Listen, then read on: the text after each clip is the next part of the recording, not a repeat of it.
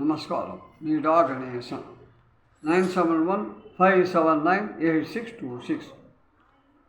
இப்போது முதுமையை பற்றி பேச போகிறோம். முதுமைங்கிறது ரிட்டையர்மெண்ட் லைஃபுக்கு அப்புறமா எல்லாருக்குமே ஒரு சின்ன சங்கடத்தை கொடுக்கக்கூடியது முதுமை. முதல்ல முதுமைங்கிறது வயசால் வர்றதே கிடையாது, நம்முடைய மனசினால் வர்றது. நம்ம உடல்நிலை, மனநிலை, பொருளாதாரம், இது மூணுலேயுமே நம்ம ஸ்ட்ராங்காக இருந்துட்டோம்னா, யாரையும் எதிர்பார்க்காமல் இருந்துட்டோம்னா அவங்களுக்கு முதுமை ஒரு பிரச்சனையே கிடையாது. நம்ம அடுத்தவங்களை சார்ந்து இருக்கும்போது தான் நம்மளுக்காக பிரச்சனைகள் வருது. நம்முடைய காரியங்களை நம்மளால் செய்து கொள்ள முடியும், யாரையும் எதிர்பார்க்கல.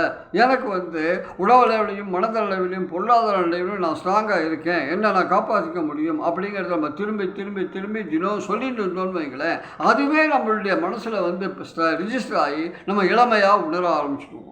இப்போ நாட்டிலேயே நிறையா பேர் வயசானதுக்கு அப்புறமா 70 வயசுக்கு மேலே தான் சாதிக்கவே ஆரம்பிச்சிருக்காங்க. பல நாட்டு தலைவர்கள், எத்தனையோ தலைவர்கள் சாதித்தது 70 வயசு 72 வயசுக்கு மேலே தான் சாதிக்கிறாங்க. ஸோ சாதிப்பதற்கு வயது ஒரு தடையே கிடையாது.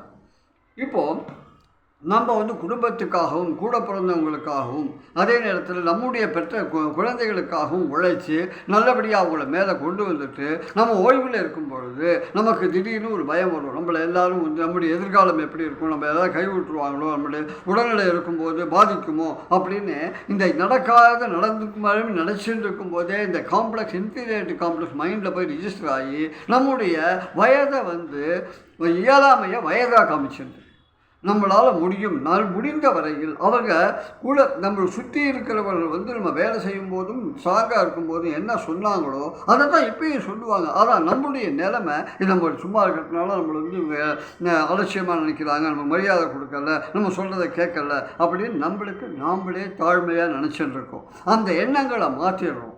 முதியோர் இல்லத்துக்கு யாருமே போகக்கூடாது. முதியோர் இல்லத்துக்கு துணியை கொடுங்க, டொனேஷன் கொடுங்க, பொருள்களை கொடுங்க, ஆனால் அப்பா அம்மா மட்டும் அவங்களுக்கு கொடுத்துடாதீங்க. அவங்கள குடும்பமான வரைக்கும் நம்ம காப்பாற்றணுங்கிறது குழந்தைகளுக்கு நம்ம கொடுக்கக்கூடிய அறிவுரை. நம்மளால் யாருக்கும் கஷ்டம் இல்லாமல், நம்மளையும் யாரும் கஷ்டப்படுத்தாமல், நம்மளால் கடைசி வரைக்கும் ஸ்ட்ராங்காக இருக்க முடியும்னு நினைக்கணும். அப்போ தான் முதுமை இளமையாக இருக்கும், ஆனந்தமாக இருக்கும் அப்படின்னு நினைக்கிறேன். வாழ்க வளமுடன்.